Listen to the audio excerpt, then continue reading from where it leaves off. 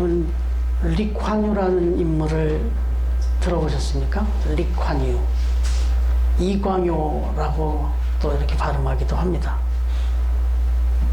이분은 아시는 대로 싱가포르의 전 총리입니다. 2015년 3월에 91세를 일기로 그렇게 이제 별세를 하셨는데 아주 유명한 분이에요. 사실 뭐 들어보셨을 이름인데, 이분이 한국에 와가지고 2009년이었습니다. 한 15년 정도 됐는데, 그때 나이가 86세의 노령인데도 불구하고 우리나라에서 초대를 했어요. 그래서 이분이 왔는데, 와서 중요한 진단을 합니다. 앞으로 20년 뒤에는 중국 경제가 일본보다도 5배 이상이나 더 커질 것이고, 한국은 그 틈새에서 치명적인 위기를 맞을 수 있다. 정신 차려야 된다. 이런 이야기를 했습니다. 그런데 지금 한 15년이 지났는데 지금 그렇게 돼 있어요. 일본은 원래 막강한 나라니까 딱 버티고 이렇게 가고 있잖아요. 지금 많이 위축되고 있어도 뭐 일본은 무시할 수 없는, 전 세계에서 일본을 무시하는 나라는 우리나라밖에 없대요.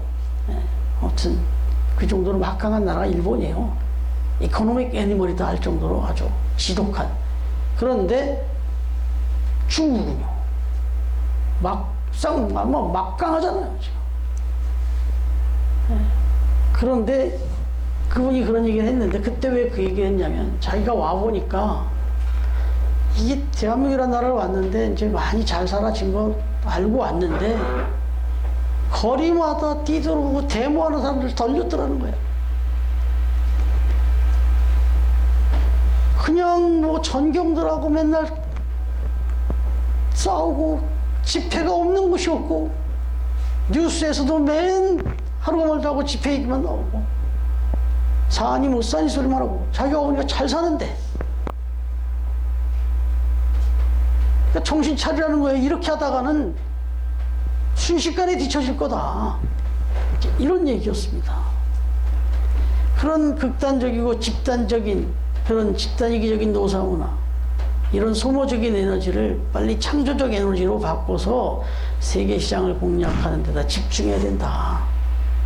안에서 서로 싸우지 말고 밖으로 경쟁력을 갖춰야 된다. 그런 얘기입니다. 한국의 강점이라고 할 수 있는 그 IT 산업, 첨단 기술을 계속 발전시키고, 또 빌 게이츠 같은 인물도 좀 만들어내고, 교육을 더 활성화해서 훌륭한 인재도 만들어내고, 무엇보다도 자기가 와보니까 이 고위 관료직에 있는 분들이 부정부패가 너무 많은 것 같다. 부패 지수가 너무 높은 것 같다. 이런 것도 빨리 끊어야 된다. 이렇게 강조를 했습니다. 근데 이런 얘기를 할 만했어요, 이 사람이. 왜요? 싱가포르를 이분이 이렇게 개조를 해놓은 사람이니까. 동남아시아에서도 얼마나 작은 나라예요. 도시국가라고 그러잖아요. 서울만한 나라예요, 서울만한. 한 나라인데 서울만 해요. 그리고 거기 인구가 뭐, 그 당시만 해도 뭐 한 400만, 뭐 500만인데 지금 600만 정도 됐다 그래요. 인구 밀도가 더 높아진 거죠. 그런데 소득 순위가 있잖아요. 1인당 국민소득이라는 게 있잖아요.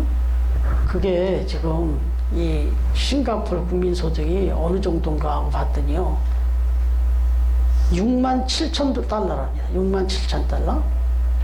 1인당 국민소득이, 그러니까 1인당 1년 정도 수입이 거의 7천만 원 다, 그러니까 연봉이 7천만 원이잖아요. 전 국민이.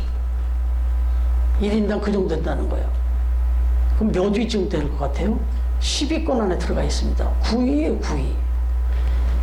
쟁쟁한 나라들 앞에 딱 있습니다. 우리나라 지금 막 좀 많이 강조하고 있지만, 지금 우리나라는 여기다 대면 또 아무것도 아니에요. 우리나라는 지금 3만 불 시대가 올라가서 지금 3만 6천 불 세대가 됐다고 그래요. 그러니까 1인당 연봉이 전 국민이, 리나이나가 포함해서 다 전 국민이 한 사람당 한 3만 6천 불이니까 한 4천만 원 연봉이 될 정도로 산다 이거잖아요. 이것도 대단하죠. 그래봐야 우리가 27입니다. 27위. 근데 이 싱가포르는 지금 9위래요. 9위. 일본보다 높아요. 대단하죠. 뭐 미국하고 겨뤄요. 미국하고. 여러분, 그런데 사실 이 싱가포르라는 나라는 1900년대 초까지 영국의 식민지였다는 거죠. 그러다가 또 제2차 세계대전 중에는 일본군에도 잠깐 점령당해서 한 3년 정도? 우리는 뭐 일제 36년이네. 거기 한 3년 정도지만 어쨌든 지독하게 아주 어마어마한 또 식민지 경험을 했다고 그래요. 전쟁이 끝난 다음에 다시 또 영국이 식민지가 또 됐다가, 그랬다가 이제 말레이시아로 또 이렇게 들어가 있다가 1965년 8월에 말레이시아로부터 이렇게 분리 독립한 그런 나라입니다. 그러니까 이제 1965년에 분리 독립하고 나서 이 나라가 딱 스타트를 거는데, 이때 나타난 인물이 리콴유예요. 근데 이 사람이 나라를 이렇게 바꾸는 겁니다. 한 25년 동안을 1965년 8월에부터 해가지고 1990년 총리직을 사임할 때까지 25년 동안 장기 집권을 했습니다. 근데 아무도 그 사람의 장기 집권을 얘기하지 않았어요. 왜냐하면 나라를 기가 막히게 만들어놨으니까. 너무너무 멋지게 잘 살게 만들어놨으니까.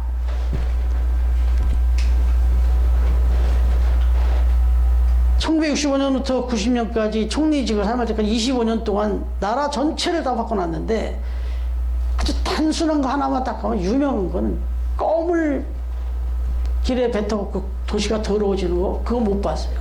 그래서 아예 껌을 팔지 못하게 해버려요. 휴지나 뭐 담배꽁초 버리면 뭐 어마어마한 벌금을 물려버리고, 마약은 소지만 했다 그러면 그냥 바로 사형입니다. 그냥. 지금 우리나라 큰일 났어요, 지금. 마약이 이제는 뭐 아주 가까이 와 있어요, 지금. 여기는 뭐, 우리는 마약을 먹었다는 걸 검사해서 그게 양성반응이 나와야 되잖아요. 근데 여기는 마약을 그냥 갖고만 있어도 사형이에요, 그냥. 공무원들의 부정부패 고리를 차단해갖고 청렴한 국가를 만들었고, 어떤 나라도 안전하게 투자할 수 있도록 세제 개혁을 해가지고 외국에서 투자하게끔 만든 거예요. 아주 그 세금 혜택을 과감하게 풀어가지고 외국 사람들이 얼마든지 투자할 수 있도록 투자하기 좋은 나라로 만드는 거죠.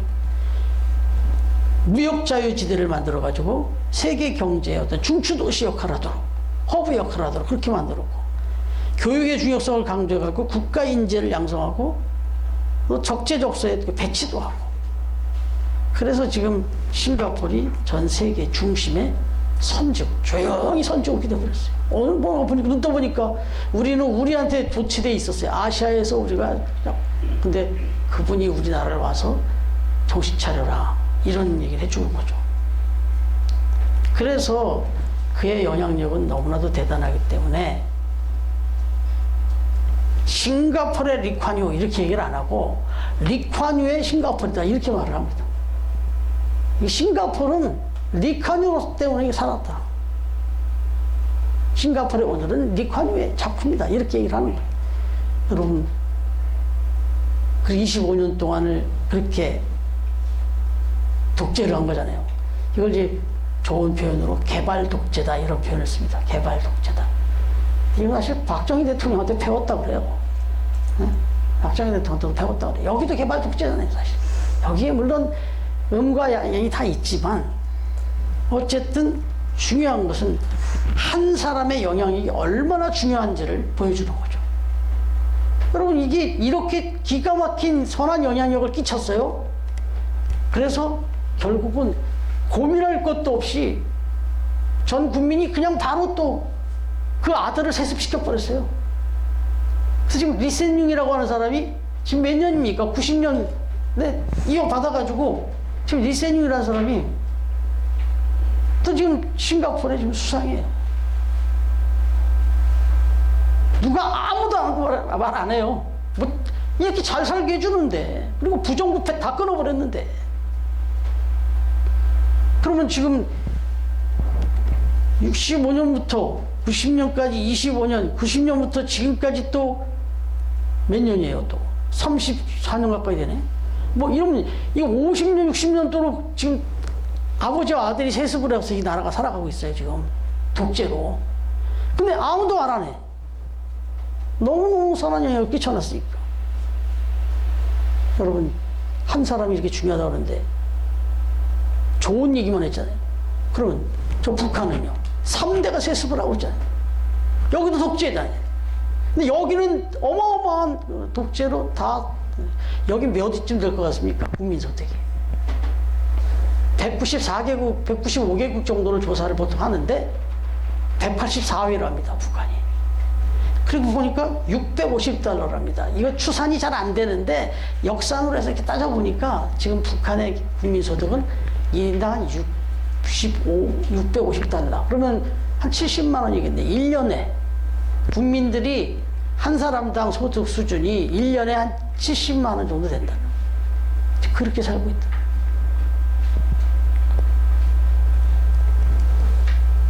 여기도 한 사람이 지금 중요하죠. 북한도.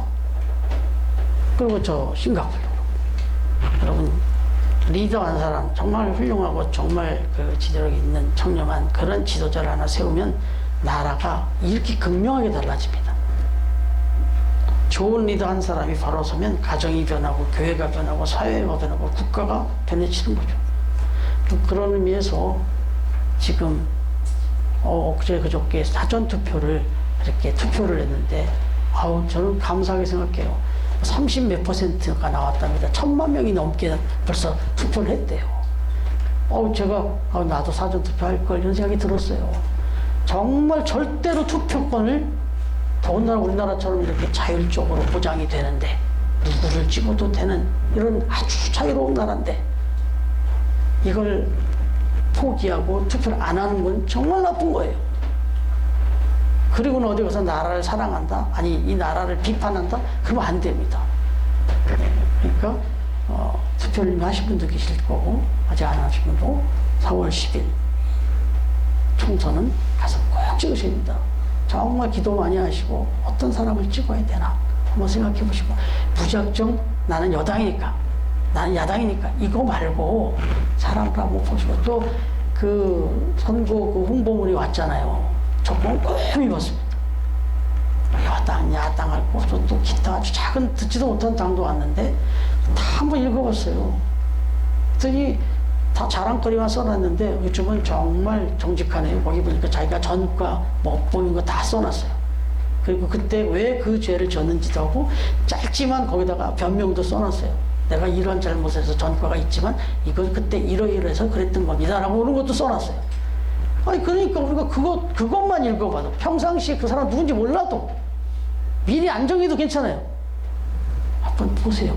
보시고 기도하시고 우리는 기도해야 되니까 정말 기도하고 그 사람을 정말 잘 찍어서 그래서 이 나라가 정말 한 사람 한 사람이 세워지는 게 너무 중요하니까 꼭 그렇게 기도하면서 정했으면 좋겠어요.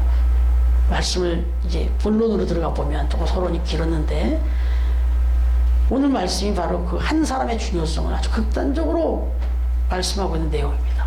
한 사람으로 말미암아 모든 사람이 죄인이 되었고 그래서 사망에 이르게 되었다는 거. 그런가 하면 또 한 사람으로 인해서 의인이 되었고 생명에 이르게 되었다. 이 극명한 얘기를 하고 있는 겁니다. 한 사람이 이렇게 중요하다 이 얘기를 하는 겁니다. 그러면 첫 번째, 한 사람 때문에 모든 사람이 죽게 되었다. 죄인이 되었고 죽게 되었다. 17절 같이 읽겠습니다. 시작. 한 사람의 범죄로 말미암아 사람이 그 한 사람을 통하여 영존하였으즉 더욱 그대와 그의 성을 넘치게 받는 자들은 한 분 예수 그리스도를 통하여 생명 안에서 왕노릇 하리로다. 네, 앞에 부분을 이제 말씀드리려고 하는 건데 먼저 우리 모두는 한 사람 때문에 죽은 사람들이다. 태초에 아담이 선악과를 따먹으로 인해 가지고 하나님 말씀에 도전함으로 말미암아 모든 사람이 죽게 되었잖아요. 그런데 그러면 여러분들은 믿음이 좋아서 여기에 불만이 없을 수도 있는데 어떤 사람이 어느 교회 집사님이 되게 좀 불만족스러웠답니다. 아니 그러면 아담 한 명만 죽어있지 왜 우리가 전 인류가 다 죽어야 돼? 이 불만이었었대요. 신앙생활을 하면서도 이 얘기만 나오면 그렇게 불편했대요. 근데 이제 어느 날 자기가 그 사업을 하던 집사님이었는데 어느 날 자기 사업이 어려워지면서 부도가 났다. 그러고 나서 보니까 내가 사업을 하다가 어려움이 당해갖고 부도가 났어요. 근데 주변에 보니까 나 때문에 고통당하는 사람들이 있네. 가족들이 고통을 당하고 뭐 내 부모님만 아니라 뭐 장인 장모님까지 저한테까지 해서 다 고통을 당하네. 자녀들도 어렵고 어려움을 당하고 막 정말 그때 괴롭더래요. 더 괴롭더래요. 나 때문에 내 가족들이 전부 내 주변 사람들이 다 어려움을 당하더라고요. 심지어는 나를 믿고 투자해줬던 주변에 많은 사람들까지 나를 믿고 같이 거래했던 사람들까지 다 피해를 입었대요. 내가 부도를 당가지고 어려움을 당하니까 나랑 거래하던 거래처 사람들까지 다 피해를 입었다는 거예요. 그때 깨달았답니다. 한 사람이 이렇게 중요하구나. 아담 한 사람이 잘못한 것으로 인해서 온 인류에게 이렇게 파급이 된 거 조금은 이해가 되겠더래요. 조금은 이해가 되더래요. 그때부터 불평을 못했답니다. 여러분 성경에도 나와요. 사무엘상 24장에 들어가 보면은 다윗이 통치 기간이 이제 말년인데 그때 아주 심각한 일이 벌어집니다. 뭐냐면 다윗이 그동안 이제 성군 다윗으로서 정말 태평성대를 이루고 어마어마한 그 통일 왕국을 이루었단 말이에요. 그러다 보니까 이제 이 말년이 되니까 사실 그 순간순간 자기가 그 나라를 이기고 뭐 나라를 지키고 한 게 얼마나 어려운 상황에서 이겼어요. 다 하나님이 지켜주셔서 한 거라는 걸 자기도 알아요. 그래서 다 고백했던 사람인데 갑자기 딱 말년이 돼 보니까 쭉 둘러보게 된 거예요. 자기 나라 상황을. 그러더니 요압이라는 그 장군한테 한번 계수 좀 해봐. 병력이 어느 정도 되는지 한번 쫙 계수 좀 해봐. 근데 하나님이 하지 말라 그랬어요. 그런 거 하지 말라고. 겸손하라고. 네가 한 거 아니라고. 그런데 다윗이 은근히 이건 내가 한 거야. 내가 이룬 거야. 계수를 해보라고 그런 거야. 하나님이 이게 지금 교만해졌잖아요. 그래가지고 하나님이 진노를 하십니다. 그래서 24장 10절부터 14절에 보면 엄청나게 혼을 내요. 그리고는 거기에 깜짝 놀라가지고 회개를 해요. 그러나 이미 늦었어요. 결국 이 교만함의 이 모습을 보임으로 인해 가지고 진노를 하실 텐데 방법을 쭉 그렇게 어떻게 진노할 건지 어떻게 혼날 건지를 결정하라고. 그래가지고 결국은 전염병이 돌아버려요. 하나님 전염병을 내려버립니다. 3일 동안 전염병이 온 이스라엘에 내려와 버려요. 7만 명이 죽습니다. 7만 명이. 누구 때문에요? 다윗 한 사람 때문에. 자기가 그 하나님이 다 이루어주신 것을 마치 내가 한 것처럼 이거 계수하고 이렇게 하다가 교만 떨다가 7만 명이 죽습니다. 여러분,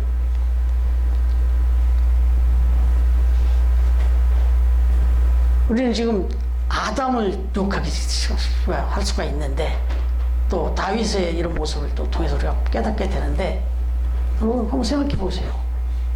저와 여러분도 마찬가지예요. 나 한 사람 때문에 뭐 다윗 때문에 뭐 저 아담까지 가기 전에 가만히 생각해 보면 내가 인생을 살아가면서 어떤 때는 나 한 사람 때문에 회사가 큰 피해를 입을 때가 있습니다. 나 한 사람 때문에 우리 온 가족이 정말 고생할 때가 있습니다. 이 부분에 있어서 저도 많이 가슴 아파했어요. 제가 인생을 살아오면서 짧은 시간이지만 오는 과정에 제가 성공하고 뭐 실패할 때가 왜 없었겠어요. 그런데 그런데 그 과정 속에서 저의 그 허물이 그대로, 저의 부족함이 그대로 우리 가족들에게 그대로 가는 거 아니겠습니까? 뭐 그건 과거 얘기라고 하지만 지금 오늘 이 시점을 놓고 봐도요, 내가 한마디 말 한마디 실수한 거로 가족 전체가 쌀렁일 때가 있습니다. 나 한 사람 때문에. 내가 그때 그 말을 좀 참았으면, 내가 그 일을 조금 절제했으면 다 편했을 것을. 뭐 이런 거요. 지금도 수도 없이 그런 일을 겪으면서 살잖아요. 저만 그렇습니까? 나 때문에 분위기 다 망치는 경우가 있어요. 우리 그런 경우 많이 하잖아요. 여러분, 제가 이제 예배 마치고 기도 제목을 나눌 텐데 거기도 그런 걸 넣어놨어요. 그래서 이제 우리가 필리핀으로 단기 선교를 갑니다. 제가 가장 많이 기도하는 내용이 뭔지 아세요? 정말 은혜롭게, 행복하게, 건강하게 잘 다녀올 수 있도록. 근데 이럴 때 정말 조심해야 될 거 뭐냐면, 나 한 사람 때문에 분위기 다 망칠 수가 있어요. 왜 그런 줄 아시죠? 그렇게 이제 특별한 여행 일정을 가다 보면은 나도 모르게 이게 없대요. 그리고 또 나 나름대로의 기대치가 있다고. 아, 이번에 가서 나는 이런 거 좀 하고 저런 거 뭐 이런 게 기대치가 많이 생겨요. 근데 막상 가봤더니 내 기대치보다 못해. 나는 여기를 좀 가고 싶은데 저쪽을 가게 되고, 여기서 좀 더 있고 싶은데 또 빨리 가게 되고, 아니면 좀 빨리 움직이고 싶은데 여기 더 있고, 뭐 음식은 또 내가 좀 원하는 거 이건데 아니야, 이런 것들이 있을 거예요. 그 현장에 갔더니 또 어떤 상황들이 벌어지고 이러면요, 흔들리기 시작합니다. 그런데 그걸 못 참고 내 입으로 튀어내놓으면 분위기가 그냥 한 방에 망가져 버려요. 이걸 누가 제일 이용하냐면 사탄이. 이걸 사탄이 계속, 우리 한 가지 더 말씀드릴게요. 필리핀에 우리가 단기 선교 가는데 누가 같이 갈 것 같아요? 하나님이 동행하십니다. 그런데 누가 따라붙을 것 같아요? 사탄이 따라붙어요. 단기 선교 2박 3일, 3박 4일, 4박 5일 갈 때 100% 따라옵니다. 아니, 거기서 기다리고 있어요. 그래서 깨어 있어야 돼요. 나 한 사람 때문에. 이게 좀 부정적인 얘기겠지만, 우리 정교회는 그 걱정은 제가 좀 놓는데, 어떤 한 사람 때문에 무료하던 여행이 막 즐거워지고요, 막 붕붕 떠요. 어떤 그 한 분 때문에, 그 한 분이 미소를, 또 유머를, 또는 어떤 섬김을, 이런 걸 통해가지고 막 분위기가 확 사는 거예요. 8사람이 한 번씩만 해봐요. 여기 그냥 막 3박 4일 너무 짧게 그냥 언제 지나갔는지 그렇게 되는 거예요. 한 사람이 중요한 거예요. 여러분,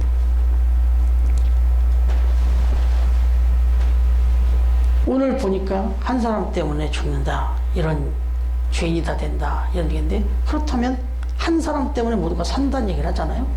예. 여러분, 제가 그 부정적인 얘기를 자꾸 하는 이유가 그런 부분을 우리가 잘 지켜야 되니까. 왜 한 사람의 범죄를 해도 모든 사람이 죄인이 되어야 하느냐, 이렇게 막 따지는 사람도 있어요. 아까 그 어느 한 사업가 집사님처럼, 아니, 한 사람이 잘못했는데 왜 우리가 다 죄인이 돼야 돼, 이렇게 얘기하잖아요. 근데 이런 건 따지는 사람이 없어요. 아니, 왜 나는 늘 허물도 많고 부끄러움도 많고 나는 이렇게 실수도 많고, 그런데 어떻게 한 사람이 의의를 행했다고 나도 의인이 돼? 그게 말이 돼? 한 사람이 잘했어요. 그랬더니 나도 의인이 돼. 이게 말이 돼 하고 따지는 사람은 없어요. 양심이 있으면 그것도 따져야죠. 이게 말이 됩니까? 나는 이렇게 허물이 많고 이렇게 부족한 사람인데 어떻게 저 한 사람이 잘했더니 내가 의인이 되고 생명을 얻어. 이게 복음이에요. 그러니까 불평할 수가 없어요. 우리가 한 사람 때문에 죄인 되고 죽음에 이른 것도, 한 사람 때문에 의인이 되고 생명에 이른 것도 다 하나님의 은혜예요. 자, 그렇게 볼 때 오늘 17절에 보니까 한 분 예수 그리스도를 통하여 생명 안에서 왕노릇하리라, 이렇게 말하잖아요. 이게 민수기 14장에 가보면요, 성경에도 이 얘기가 많이, 이런 얘기 많이 나오죠. 가나안 입성을 앞두고 이제 가나안 정탐을 하고 돌아온 정탐꾼들의 보고가 있습니다. 이스라엘 백성들이 하나님을 원망하기 시작합니다. 왜? 12명의 정탐꾼이 갔는데 10명이 와서 거긴 들어가면 다 죽는다. 막 불평을 했어요. 그랬더니 이스라엘 백성들이 분명히 하나님이 약속을 하고 홍해를 가르고 이렇게 다 구원해 놨는데, 바로 이제 약속의 땅에 들어가면 되는데, 그 부정적인 말한 사람들 얘기 듣고는 원망을 막 하죠.